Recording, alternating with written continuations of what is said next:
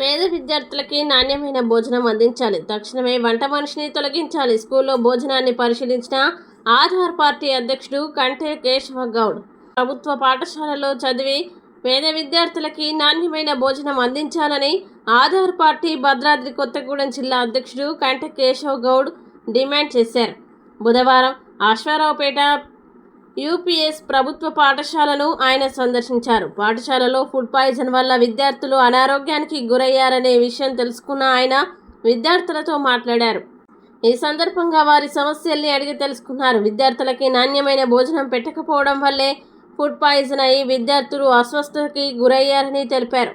తక్షణమే వంట చేసే వ్యక్తిని తొలగించాలని డిమాండ్ చేశారు. విద్యార్థులకి అండగా తాము ఉంటామని పేర్కొన్నారు. ఈ కార్యక్రమంలో ఆధార్ పార్టీ మండల నాయకులు, దళిత సంక్షేమ జాతీయ ప్రధాన కార్యదర్శి తగరం రాంబాబు, తల్లిదండ్రులు తదితరులు పాల్గొన్నారు.